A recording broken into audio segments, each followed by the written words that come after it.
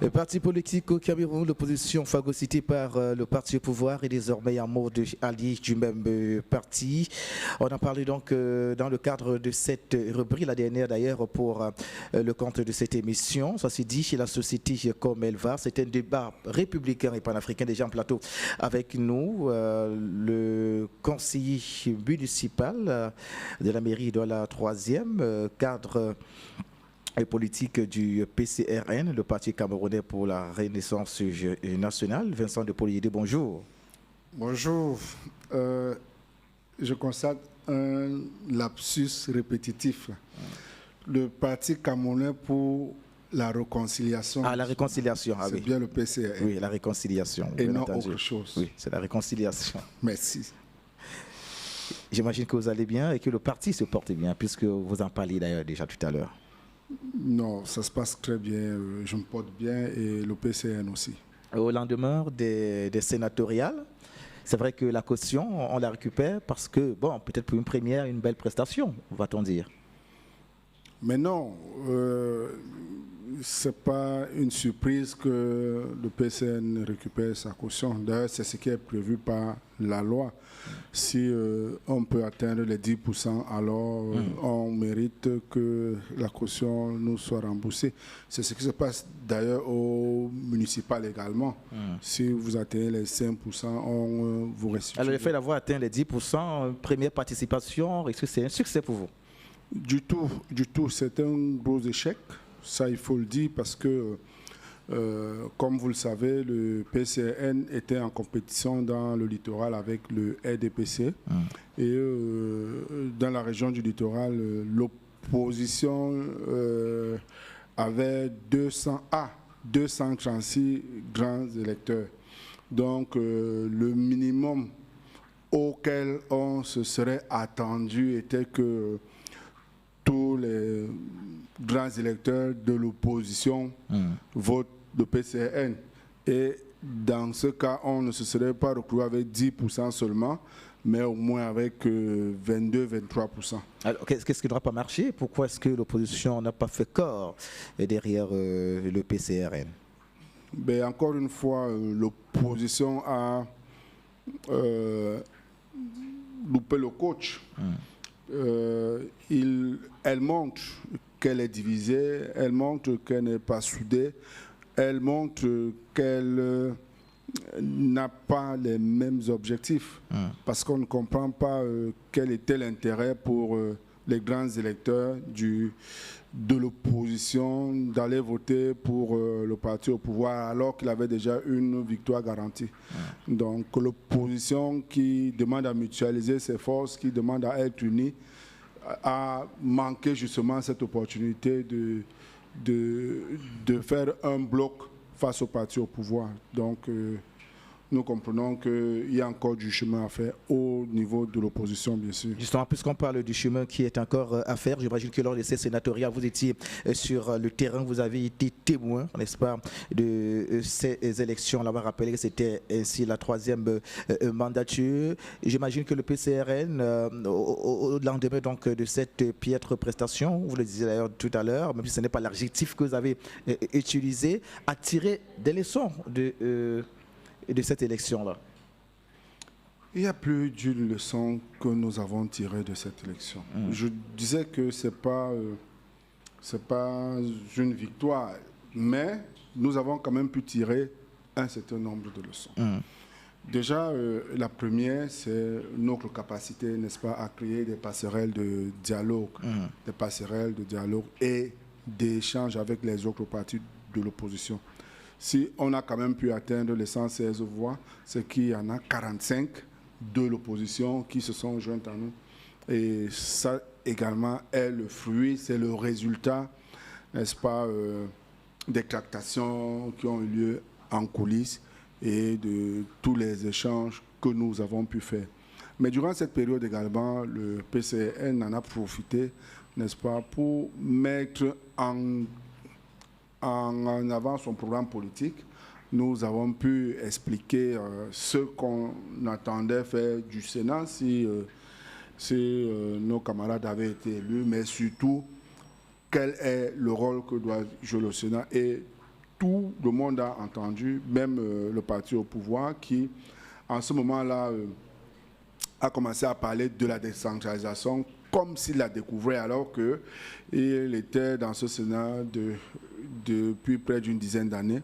Donc, ça nous a permis de communiquer et aussi de sortir un certain nombre de camarades dans l'ombre, n'est-ce pas, pour les mettre en avant. Parce que, comme vous le savez, il y a un sérieux problème de renouvellement de la classe politique. Et le PCN, en faisant cela, a contribué véritablement à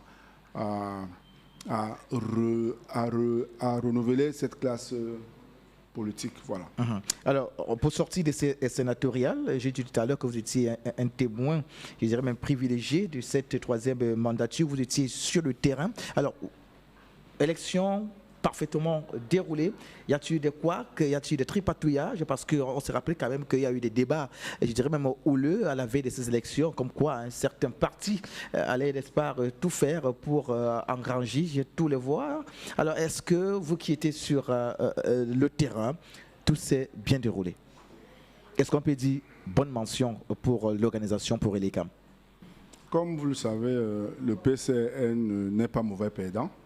Donc, nous ne pouvons pas mettre sous le coup de la tricherie la victoire du RDPC dans la région du littoral, puisque c'est dans ces régions que nous avons concouru. En réalité, le RDPC partait déjà gagnant de par son nombre de grands électeurs.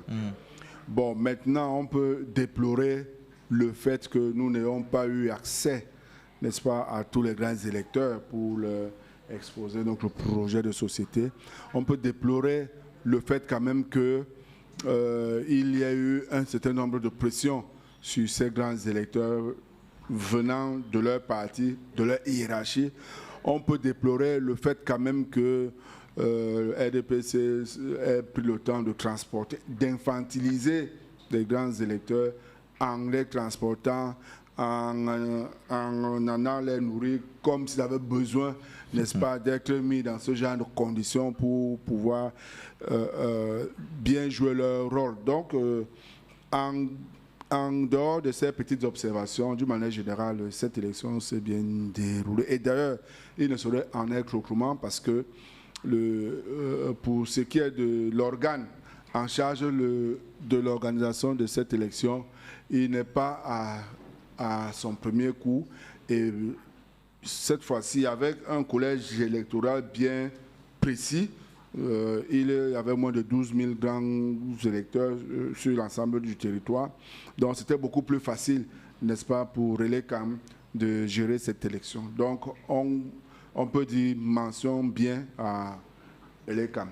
Voilà, mention bien pour ELECAM. Telle est la note que le conseil municipal de la mairie de Douala 3e et cadre politique du PCRN donne donc à l'organisation. Alors un peu de tristesse ce matin dans le cadre de cette émission. Le combattant Boamasok, homme politique activiste qui devait être le nôtre ce matin, a été victime d'un accident alors qu'il sortait de la maison pour se rendre à Audace Radio pour prendre part à cette émission, un déboîtement. C'est d'ailleurs l'information qu'on venait d'avoir, ce qui va d'ailleurs expliquer son absence parmi nous ce matin. Encore attendu, professeur Jacqueline Koyok, communicante RDPC et par ailleurs enseignante de sociologie politique à l'université de Douala, et Alain Tongo, coordonnateur régional SDF pour le littoral. Alors, Monsieur Vincent Depoyede, on va embrayer directement sur la thématique du jour. Parti politique au Cameroun, l'opposition phagocytée par le parti au pouvoir est désormais en mode allié du même parti. Alors, est-ce que déjà vous corroborez cette thématique? En principe, la thématique est fait juste un constat. Elle fait juste un constat. C'est une réalité? Vous confirmez cette réalité? Bon, ce que moi je dirais, je ne parlerai pas de phagocyté. Je parlerai de la domestication de l'opposition camerounaise. Vous savez, et comment vous expliquez ça? c'est une opposition qui ne fait plus peur au parti au pouvoir. C'est une opposition qui a fini par s'accommoder au parti au pouvoir, au fonctionnement du parti au pouvoir et pour certains de ces leaders qui essaient plutôt effectivement de s'allier, de se rapprocher du parti au pouvoir, puisqu'incapables par elles-mêmes, n'est-ce pas, de briguer un certain nombre de postes. Vous savez, la plupart des acteurs politiques de notre pays sont issus de la cuvée de 1990. Et 30 ans dans l'opposition, ça use. 30 ans, c'est fatigant. La plupart d'entre eux ont pris de l'âge. La plupart sont rattrapés par un certain nombre de phénomènes de la vie. Et il n'est pas évident pour eux de continuer le combat, même si nous pouvons saluer au passage toutes les avancées que nous avons pu constater grâce à leur combat initial. Mais ces aînés-là sont émoussés. Ils ont leur combat, n'est-ce pas, et n'ont plus assez de ressources pour continuer ce combat. Ça, c'est votre analyse. Vous dites qu'ils sont émoussés, mais pourtant, ils entendent de briguer de nouveaux mandats. Pour eux, il y a encore du PEPS, il y a encore du TONUS. Ils sont capables de continuer dans la course. Vous dites que ce sont des personnes de Moussé. Comment est-ce que vous expliquez donc ces partis politiques-là? On peut par exemple citer le Social Democratic Front, on peut citer même le mouvement pour la renaissance du Cameroun. Ce sont des personnes quand même d'un certain âge, mais eux, ils estiment qu'ils peuvent continuer à mener la baguette. Vous savez, les résultats parlent d'eux-mêmes. Et ces résultats-là obligent les acteurs à se remettre en question. Ce que nous constatons, c'est que justement, ces acteurs-là sont incapables de se remettre en cause parce que très souvent, ils ont passé le temps à se battre entre eux, à se battre pour la position de leader de l'opposition. Une position qui ne change rien à la situation du Cameroun et des Camerounais, qui ne leur apporte aucun avantage, qui ont continué à poser des actes de trahison entre eux, qui ont continué à poser des actes de nature à diviser cette opposition. 30 ans plus tard, vous voyez là où nous en sommes aujourd'hui. C'est pour cela que nous disons qu'il est extrêmement important qu'il y ait des nouveaux acteurs sur la scène, qui animent cette scène, qui viennent avec une nouvelle énergie, une nouvelle vision, et qui ne se battent pas pour leurs propres intérêts. On peut constater que depuis que le jeune Cabral, l'honorable, est entré dans la scène politique, il a apporté un souffle nouveau. Quoi qu'on puisse en dire, il y a quelque chose qui a changé. Et nous pensons que s'ils sont plusieurs comme ça, il leur sera beaucoup plus facile de travailler ensemble et ils n'auront pas cette pression liée à l'âge et au temps passé dans le combat parce que, comme je le disais tantôt, 30 ans, on commence à voir d'autres pressions, on voit l'âge qui avance et un certain nombre de concessions peuvent être faites justement parce que ils n'ont plus la faveur du temps. Ils n'ont plus la faveur du temps. Donc, il faut des nouveaux acteurs qui arrivent, qui soient jeunes, qui aient des idées novatrices, n'est-ce pas, pour bousculer le système en place. Alors, vous parlez de cette jeunesse qui devrait donc s'intéresser davantage à la politique, sauf qu'on en rencontre quand même certains dans des partis politiques tels que le Mouvement pour la Renaissance du Cameroun, tels que le Social Democratic Front, pour ne citer que ces deux-là parce que bien connus des populations camerounaises. Mais alors, sauf qu'en interne, cela semble arranger ces populations-là qui ne font rien pour faire bouger les lignes. Est-ce qu'on peut parler aussi d'un silence complice de cette jeunesse-là qui est à l'intérieur de ces partis politiques? Non, disons que même la jeunesse qui est à l'intérieur des partis politiques est issue de la société.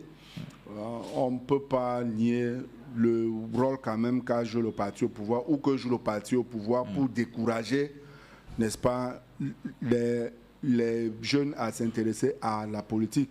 Donc, nous disons tout simplement que les jeunes doivent prendre leurs responsabilités, ils doivent prendre conscience de ce que ce pays est le leur. Ils sont les plus nombreux et ils doivent absolument se jeter à l'eau. Ce pays a été construit par la jeunesse. C'est des jeunes, n'est-ce pas? Quand on essaie de voir notre premier président de la République, il était jeune. Tout son gouvernement était fait de jeunes personnes. Alors, quand on parle de Oumniobé, c'était tous des jeunes. Donc nous pensons que cette tranche d'âge-là aujourd'hui doit prendre ses responsabilités et se jeter dans la politique parce que c'est à elle, n'est-ce pas, de prendre des décisions qui vont impacter sur leur avenir, sur celui du Cameroun, sur celui de leurs enfants demain. Malheureusement, nous parlons plutôt d'une jeunesse attentiste qui ne fait rien pour prendre le sommet, pour prendre, comment je vais dire ça, le pouvoir. Alors, est-ce que ce n'est pas aussi faute d'un sursaut d'orgueil, conseiller Vincent de Paul Yédé? Vous semblez parler là d'une révolution copernicienne au sein de ces partis politiques de l'opposition, mais seulement, on a comme impression que il n'y a pas cette détermination, il n'y a pas cette volonté réelle à vouloir, bien sûr, changer la donne. Oui, mais là, il faut également tenir compte du contexte. Les jeunes aujourd'hui ont plusieurs défis, donc ce n'est pas forcément... On parle pas seulement de la jeunesse, on parle de ces militants qui vivent cette réalité. Vous parliez tout à l'heure de ces octogénaires qui veulent toujours se maintenir au pouvoir. Mais seulement, on assiste, on observe un silence complice. On a comme l'impression que, bon, on dit, faute de mieux, on fait avec. Oh, c'est pas très sûr. C'est pas très sûr que même dans ces partis, qu'il n'y ait pas de personnes qui souhaitent, n'est-ce pas, voir bouger ces responsables-là. Sauf que parfois, ils n'ont pas la possibilité de l'exprimer librement.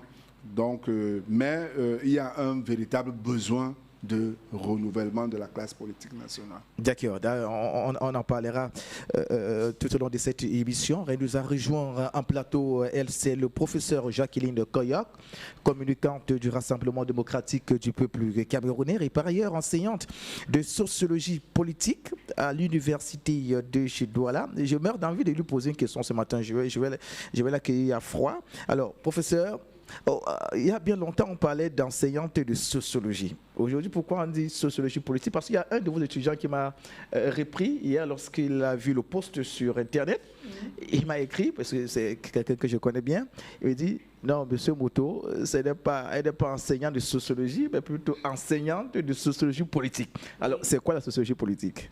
Et à quel niveau peut-on établir le distinguo entre sociologie et sociologie politique? Bon, il y a la sociologie générale, qui est l'étude scientifique des faits sociaux, des faits sociaux globaux, comme ça. Mais il y a aussi la sociologie économique et la sociologie politique. C'est les deux branches. Il y a aussi la sociologie urbaine et rurale. Donc, c'est les trois branches de sociologie de l'université de Douala. Il y a un tronc commun au départ, mais la spécialisation, là où on finit, moi j'ai fini les grades, j'ai fini avec le grade de sociologie politique. Donc il n'y a plus un autre grade au-dessus. Donc à un certain niveau, il y a une spécialisation stricte et chacun choisit sa spécialisation. Donc normalement, on devrait dire... Les faits sociaux en rapport avec la politique. Donc on devrait donc désormais vous appeler grand prof, parce que vous avez terminé avec le dernier niveau. C'est depuis 4 ans et demi aujourd'hui. J'ai envie de vous dire félicitations. Merci beaucoup.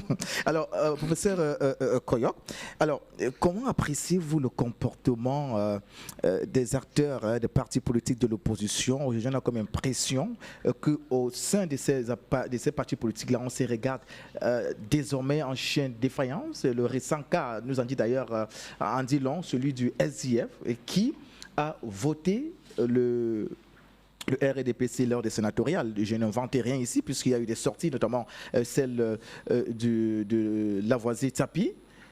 Alors, quelle lecture faites-vous de ce genre de comportement, je m'ai envie de dire, de trahison? Bon, disons que participer à une élection est d'abord un devoir de tout parti politique. Et si le SDF l'a fait, je n'ai aucune preuve pour moi, c'est parce que dans une seule circonscription, on ne peut pas avoir même 2 sénateurs. Parce que c'est le système électoral qui permet de comprendre que je peux gagner dans un département et si je ne gagne pas le tout dans une région, je ne peux pas avoir de sénateurs. Parce qu'il y a le système de majorité absolue. Vous voyez, c'est facile d'avoir 50% plus une seule voix. Et si vous avez 50% plus une seule voix dans une région, vous prenez le tout. Bon, si ce parti comprend qu'il ne peut pas avoir la majorité absolue dans une région, je crois que le parti va chercher à se rallier quelque part au lieu de voter inutilement. De façon individuelle, parce que cela n'a pas été fait, il n'y a pas eu une assemblée générale au sein de ces partis prenant une telle décision. Je n'entre pas. Parce qu'en fait, cela fait suite à une sorte d'implosion qu'on vit aujourd'hui au sein de ce parti politique. Non, c'est ce que j'ai dit. Et je ne cherche pas à comprendre comment un parti fonctionne à l'intérieur. Je comprends comment mon parti fonctionne. Et puis, il n'est pas de mon devoir d'aller comprendre s'il s'est concerté ou bien il ne s'est pas concerté, compte tenu des problèmes que le SDF a même. S'agissant de la thématique du jour, oui. Alors, est-ce que vous comprenez aujourd'hui que les partis d'opposition, les partis politiques d'opposition camerounaise sont phagocytés par le parti au pouvoir, donc le Rassemblement démocratique du peuple camerounais? Le terme est très fort. Phagocyté, c'était comme s'il y a une action. D'abord, même s'il y a cette action, les partis politiques, c'est pour empêcher que les autres ne gagnent. Et c'est de la ruse, comme le disait Phagocyté dans sa place. Machiavel. Il faut être rusé. Mais si les autres ne peuvent pas contourner la ruse, et vous restez au pouvoir, puisque l'objectif d'un parti politique, c'est de conquérir et rester au pouvoir. Oui. D'accord. Alors, je vois Vincent de Poyédé-Souris. Vous voulez réagir à la suite de l'argumentaire du professeur? En fait, il y a quelque chose qu'elle n'a peut-être pas voulu dire. C'est que son parti a battu campagne et a voulu avoir ces voix du SDF. Donc, ils ont peut-être été plus persuasifs dans ces série, mais ce n'est pas des voix qui leur ont été données comme ça. Ils ont battu campagne auprès de ces grands électeurs. Ce n'est pas le reproche qu'on leur ferait là-dessus. Je complétais juste sa réponse de tout à l'heure. Mais je voudrais également dire que pour ce qui est de l'opposition, tel que quand on regarde la thématique, j'ai dit que cette opposition a été domestiquée. Et le parti au pouvoir a travaillé à la domestication de l'opposition, qui ne représente plus un danger. Mais comment en arrive-t-on là? Comment est-ce que le parti au pouvoir parvient à domestiquer des partis politiques qui ont aussi les mêmes ambitions, comme le disait d'ailleurs tout à l'heure le professeur Koyok, de conquérir et de conserver le pouvoir et se maintenir au pouvoir? 30 ans dans l'opposition, ça use. Ça use. Comprenez? Parce qu'ils sont faibles. C'est-à-dire que 30 ans après, les gens se sont fatigués de se battre. Voilà.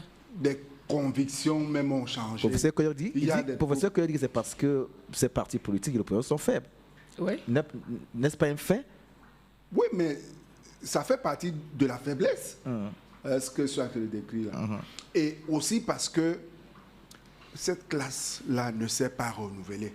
c'est les mêmes gens qui mènent le combat. Alors, je vous relance juste, mais ce qui me dérange en fait, c'est que si le constat a été fait, mais qu'est-ce qui peut expliquer que de plus en plus des jeunes, ou alors ceux qui aimeraient faire de la politique adhèrent toujours au RDPC. Non, pas seulement au RDPC, à ces partis de l'opposition, parce que tout à l'heure, vous êtes tenté de développer une terre selon laquelle il faut changer de disque. Le disque rouillé, on est en panne d'inspiration, il faut donc renouveler, mais seulement, de plus en plus, on voit des gens qui adhèrent à ces partis politiques-là.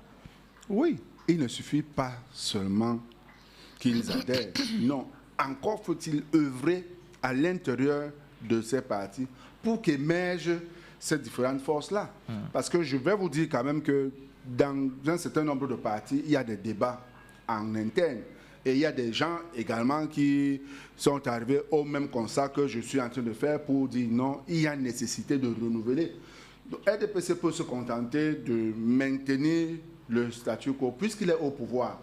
Donc, il n'a pas ce genre de pression. Quand cela lui plaira, il le fera. Mais pour nous qui voulons accéder au pouvoir, pour ceux qui sont là, écoutez, dans d'autres pays, quand vous allez à une élection, vous perdez, vous vous mettez de côté. De nouvelles personnes viennent aussi challenger. Mais ici, là, c'est les mêmes gens qui sont restés depuis tout ce temps. Et évidemment, vous ne pouvez pas faire les mêmes choses chaque fois et espérer gagner après. Et puis, comme je disais, ils ont passé le temps. Nous avons passé le temps à nous neutraliser entre nous. Je posais la question de savoir quel était l'intérêt des militants de l'opposition, des grands électeurs de l'opposition dans la région du littoral à voter pour le RDPC qui était déjà gagnant. Elle venait de le dire. 50% plus une voix suffisait largement. Pour gagner tout. Mais malheureusement, on n'a pas souhaité que le PCRN atteigne 236 voix qu'il aurait pu avoir et perdre dignement les élections. Non, il fallait qu'on se neutralise entre nous, que le PCRN ne se gargarise pas d'être... Voilà, dans ces petits guéguerres, ces petits combats à l'intérieur de l'opposition. Justement, ce que vous dites, c'est qu'il y a opposition au sein de l'opposition. C'est ce qui a toujours été le cas. Et d'ailleurs, d'autres parlent même de trahison dans l'opposition. Il y a toujours eu ce problème de confiance entre les différents acteurs de l'opposition. D'accord, sauf qu'à côté, il y a un parti qui se gargarise, qui prend du plaisir à voir ces partis politiques de l'opposition assez regardés en chien défaillance. Professeur Koyok, aujourd'hui, un constat est fait, c'est que certains partis de l'opposition sont désormais des alliés du parti au pouvoir, donc du RDPC. Ce qu'on aimerait savoir, qu'est-ce que vous donnez à ces partis politiques-là pour qu'ils trahissent leur parti de base? Bon, en tant que... C'est de l'argent? C'est des postes ministériels? En tant que militante convaincante et convaincue du RDPC, on ne donne rien à ces partis. Parce que ces partis sont faibles, comme je l'ai dit tantôt, et non pas des militants.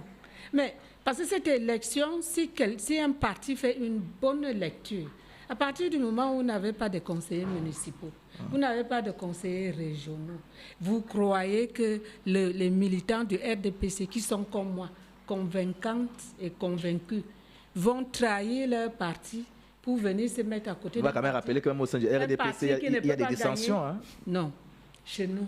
On a vu certains militants démissionner. Non, pour ne besoin de faire... Écoutez, allez regarder les résultats. Il a ses résultats. À Douala, deuxième. Nous avons eu 100%.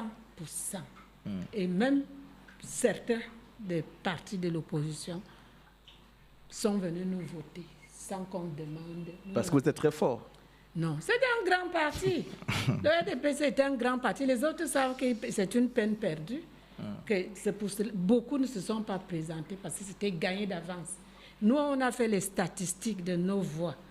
Même si tout le monde, même si on ne battait même pas campagne, avec nos partis, nos militants, nos grands électeurs, on ne gagnait pas. Alors, je voudrais qu'on reste un peu qu'on reste dans le fond. Alors, selon vous, ces personnes-là vous votent pourquoi? Parce que vous avez un bilan élogieux, parce que vous assurez la sécurité des Camerounais. Ils ont compris que c'est le parti qui va gagner.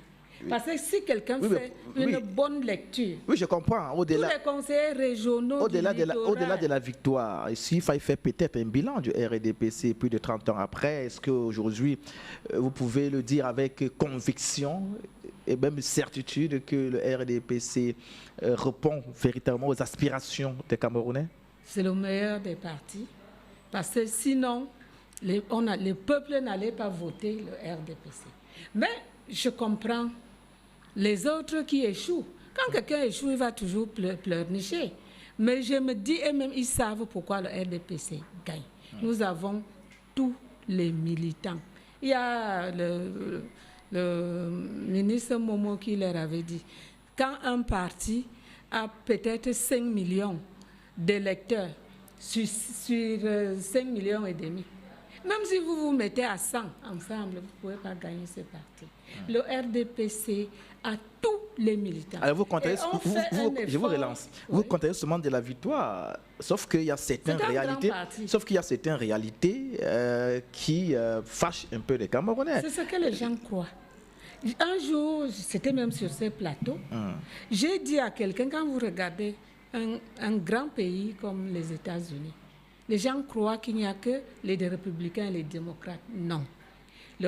Les États-Unis... Sauf que là-bas, on ne demande pas le carburant n'importe comment. Sauf que là-bas, il n'y a pas de crise de faim. Sauf que là-bas, il n'y a pas de grève des enseignants. Vous me laissez dire ce que je voudrais dire. Allez-y, professeur. Il y a plus de 100 partis aux États-Unis. Mais allez dans le net, vous allez voir.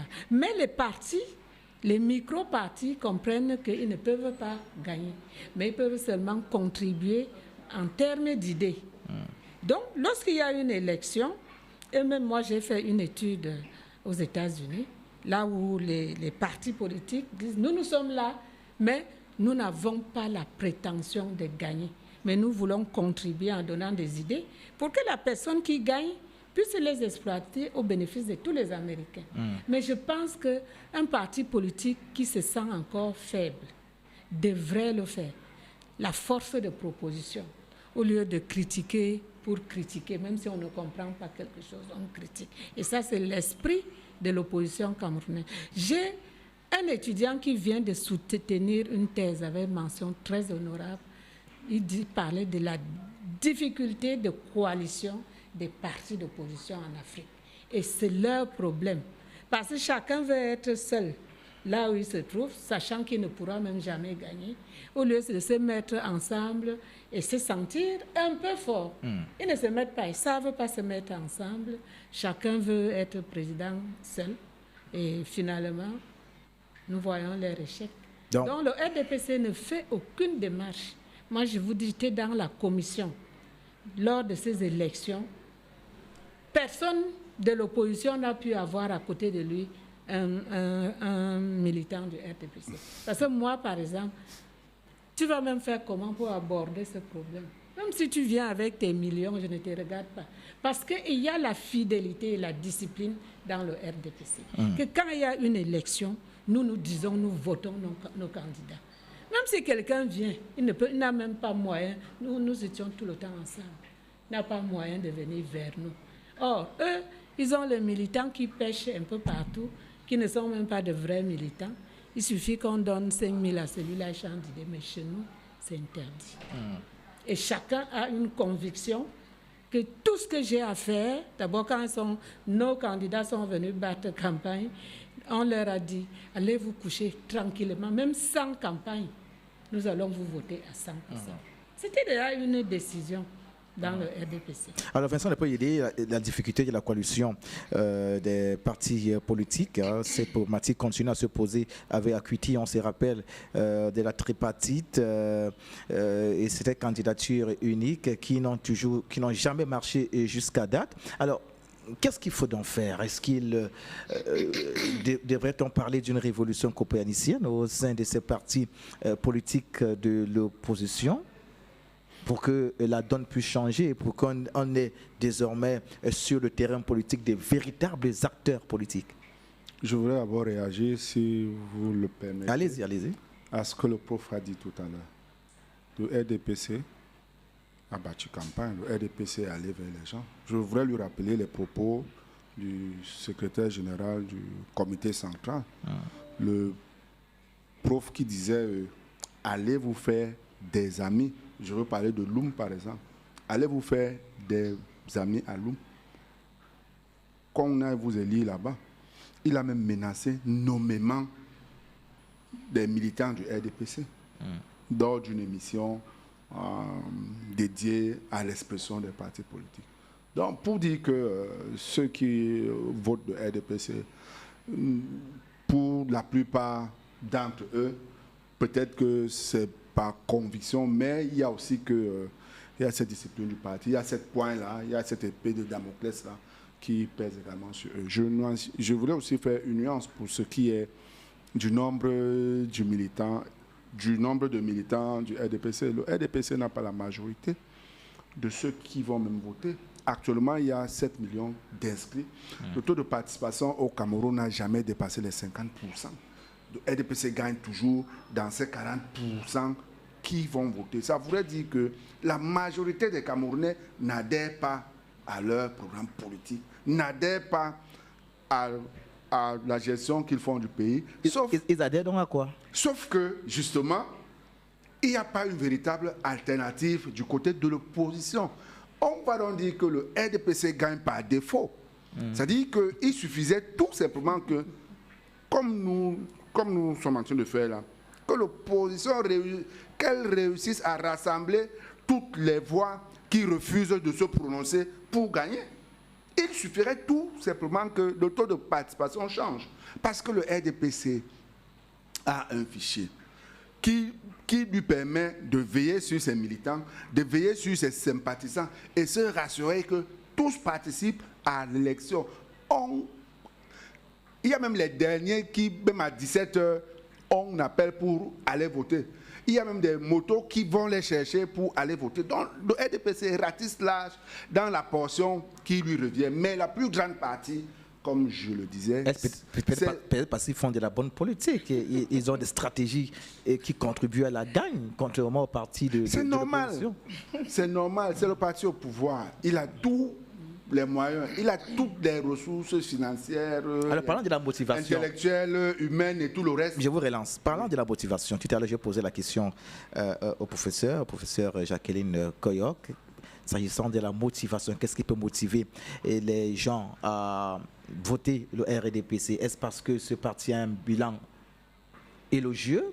Est-ce parce que ce parti assure le bien-être de ses populations dans quelques domaines soit-il, sécurité, alimentation, que sais-je encore? Est-ce que vous pensez que c'est pour cette motivation-là que ces populations-là vont voter le RDPC? Non, il y a plus d'une chose qui peuvent expliquer les différentes victoires du RDPC. Encore que là, il faut voir... Ils achètent de conscience? En fonction des différentes élections. Quand c'est celle du président de la République, chacun d'entre eux, même le prof qui est là, rentre au village, battre campagne pour... On achète pour acheter la conscience. Non, je ne voudrais pas être mauvais perdant pour dire acheter la conscience, sincèrement. Même si je sais que ça se fait... C'est le discours que tiennent généralement les acteurs de l'opposition. Oui, mais vraiment, ça ne nous empêche pas de travailler au niveau de l'opposition. Mais je voudrais dire qu'eux, quand même, ils ont des ressources financières, intellectuelles, humaines. Même quand il y a une défaite, ils prennent le temps de réfléchir, de calculer, de voir ce qu'il faut faire, de réagir, de réajuster le tir. Et pourquoi vous ne le faites pas? Mais justement, c'est ça le problème de l'opposition. C'est-à-dire qu'elle n'est pas proactive. Et puis... Avec des intellectuels qui sont au sein de ces partis politiques de l'opposition. Elle n'est pas suffisamment proactive. Et en plus, elle est dispersée. Elle est dispersée. Et vous savez, dans tous les pays où il y a eu alternance, les gens se sont mis ensemble. Les gens de l'opposition, les syndicats, les différentes associations, les différents groupes organisés, justement pour faire face au parti au pouvoir. Ce genre de mouvement n'a pas encore eu lieu au Cameroun. Vous pensez donc qui va venir... Peut-être parce que le discours ne convainc pas. L'opposition... Tout à l'heure, le professeur Koyok parlait de ces leaders des partis d'opposition qui ne pensent qu'à eux-mêmes, c'est-à-dire c'est des égocentriques, des égoïstes qui ne pensent qu'à leurs propres intérêts. Donc le discours aujourd'hui politique qu'ils tiennent ne convainc plus les populations, d'où le retrait, la rétraction de ces populations. Vous savez, j'ai une petite expérience de terrain. Les discours là ne servent à rien. C'est les actions qui comptent. Je vous assure les que discours accompagnent les actions. Si les populations voient les différents leaders de l'opposition là ensemble, faire une sortie, prendre des positions communes, vous allez voir. Et c'est ce qu'on nous a toujours réclamé sur le terrain, mettez-vous ensemble. C'est ce qu'on nous dit, mettez-vous ensemble. Qui va donc accepter porter le sac de l'autre? That is the question. C'est pour ça que moi j'appelle là, n'est-ce pas, à une nouvelle génération de politiciens. Ceux qui viendront pour des idées, ceux qui mettront le Cameroun en avant. Le PCRN en est un exemple aujourd'hui? C'est les langues du PCRN. Mais apparemment, il faudra du temps au PCRN pour envahir tout cet espace. Mais ce qu'on peut faire dans l'immédiat, c'est de nous mettre ensemble. C'est de nous mettre ensemble. Mais toutes les tentatives de l'opposition ont échoué. Il y a toujours eu des défections, des trahisons. Se mettre ensemble, ça m'inspire donc l'idée, par exemple, du président Sam Bakar, qui, lors d'une conférence de presse, professeur Koyok, disait que ce qui peut encore sauver le Cameroun, restant dans la logique du conseil municipal Vincent de Paul Yédé, c'est le consensus national, c'est-à-dire qu'autour du même table, qu'on ait des acteurs politiques, qu'on ait la société civile, qu'on ait des enseignants d'université. Alors, est-ce que ce consensus national-là peut faire peur aux partis au pouvoir? Bon, disons que ce n'est pas en 1 an ou 2 ans qu'un parti politique va devenir mature. Mais ils ont envie d'arriver au pouvoir et très vite, alors qu'ils ne maîtrisent encore... Dans ce cas, vous dites, c'est qu'ils courent plus vite que leur ombre. Voilà. Et ils n'ont pas le temps nécessaire pour former leurs militants. Tout le monde va vous dire, quand j'étais président de section, ma section était devenue une école politique. Même les mamans qui ne savent pas écrire A ou B, on leur faisait la formation politique dans leur langue. Et ils ont compris ce qu'est le parti. Parce que quand j'arrivais, par exemple, 80% des militants croyaient que certaines personnes seulement sont dédiées à occuper des postes importants. Et qu'ils n'osaient même pas postuler. Mais quand ils ont appris les textes du base du parti, ils ont compris que tout le monde pouvait postuler. Ça a changé la donne. Même aujourd'hui, vous arrivez dans un comité de base, vous trouvez une maman qui a peut-être fait son cours préparatoire, elle gère très bien son comité de base. Elle a son cahier, elle a les numéros de carte d'identité de tous ses militants. Et je le faisais une fois par mois, une tournée pour évaluer la présence des militants. Et chaque président de comité de base ou de cellule faisait un effort pour ratisser large. Mais les autres, moi je les vois, ils n'ont pas le temps de le faire. Ils pensent que Paul Biya Mosgo était la solution. Mais il faut commencer par le bas, avoir les gens qui vont vous voter. Allez dans les fins fonds du Cameroun. Vous allez trouver les militants du R. Et là, c'est la société politique qu'on parle. C'est un cours. Eux, ils sont ici en ville. À l'opposition que vous faites là, professeur Koyok. Au niveau des médias, ils n'arrivent même pas à organiser des meetings. Je connais l'un de ces leaders, c'est un journaliste qui lui dit, mais on ne vous a jamais vu organiser un meeting. Et puis il lui dit, aux élections, à l'élection présidentielle, j'ai eu 3000 voix. Vous croyez que ces voix-là sont venues d'où? Mais il ne sait même pas que, même au sein d'un même parti, les gens se trompent. Au lieu de prendre le bulletin de son parti et mettre dans l'enveloppe, il garde plutôt le bulletin, parce qu'il ne connaît pas, il garde pour aller montrer que voici le bulletin. Parce qu'ils ne connaissent pas. Voter même.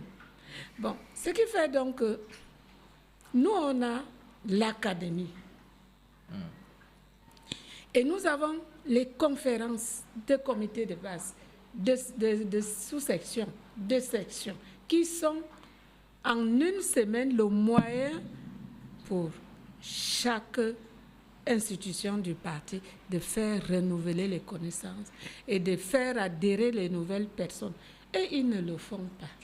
Ils pensent que si Paul Biya s'en va aujourd'hui, l'un d'eux doit le remplacer. Vous ne pouvez pas le remplacer si vous n'avez même pas de militants. Si les militants même ne savent pas voter. Vous allez auprès des militants, ils vont vous dire que voilà la personne qui nous a formés. Et aujourd'hui, tout le monde peut postuler à n'importe quel niveau dans nos sections. Alors que chez vous, lorsque monsieur Yédé se met devant, on dit qu'il n'y a que lui pour postuler. Nous autres, nous sommes là pour applaudir. Ils ne connaissent pas. Mais, et je voulais aussi ajouter, le rassemblement démocratique des peuples camerounais. Lorsque ce parti a été créé à Bamenda, ce n'était pas pour se fermer aux autres.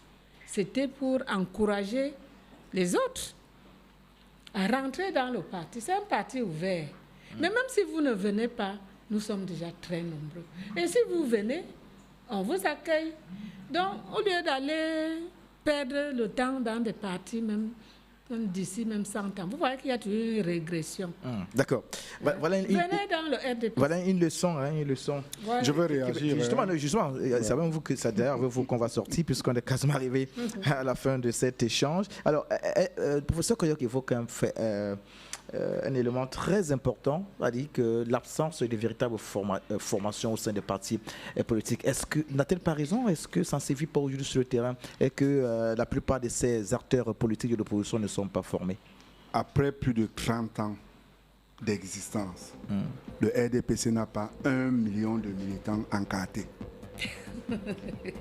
Puisque à l'élection présidentielle, vous voyez, le président de la République gagne avec 2 700 800 de RDP. Et ce n'est pas que des militants, c'est-à-dire qu'il y a des militants et maintenant il y a des sympathisants. Le RDPC n'a pas 1 million de militants encartés. Vous connaissez notre sommier? Prof, je pense que votre qualité vous permet, quand vous prenez la parole, vraiment c'est aussi pour éduquer les masses. Vous savez, l'engagement politique, c'est quelque chose d'assez compliqué. C'est quelque chose, et elle en sait quelque chose. Alors, qu'est-ce qu'il faut donc concrètement pour que l'opposition renaisse de la plus belle manière, se relève? Parce qu'aujourd'hui, on peut dire que cette opposition-là est tombée.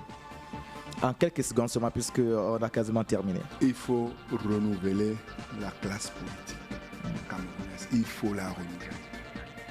Et sinon, on risquera même d'être surpris encore une fois si le parti au pouvoir décidait demain de renouveler sa classe politique. On aura des soucis. Voyez-vous, tous les opposants aujourd'hui n'ont que le nom de Biya dans la bouche. Si Biya n'est pas là demain, ils vont changer leur logiciel. Non, il faut une nouvelle classe. Il faut une nouvelle classe de politiciens. Professeur Koyok, en quelques secondes, un dernier mot? Un dernier mot, je voulais simplement dire, vous savez que le président Paul Biya, c'est un visionnaire. Je sais que il va colorer ce Sénat.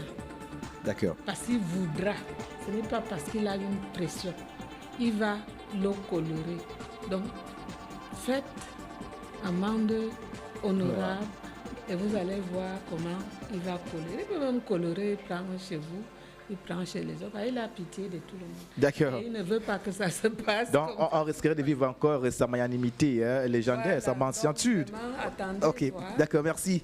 Crépin Ziwa a assuré les pupitres techniques ce matin pour cette première livraison du train de DAS pour le compte de cette nouvelle semaine. René Narcisse Moto, j'étais derrière ce micro pour la présentation. Nous sommes de tout cœur ce matin avec le combattant Mboua-Massok qui a donc eu un accident ce matin alors qu'il sortait pour arriver à Oda ce matin pour ce débat. Il a eu un déboîtement. On espère que les choses s'améliorent. Allez, restez fidèles, mesdames, messieurs. Le bonheur, c'est ici nulle part ailleurs. La prochaine, c'est demain lorsque ce sera 5h30. Bien des choses à vous. Au revoir.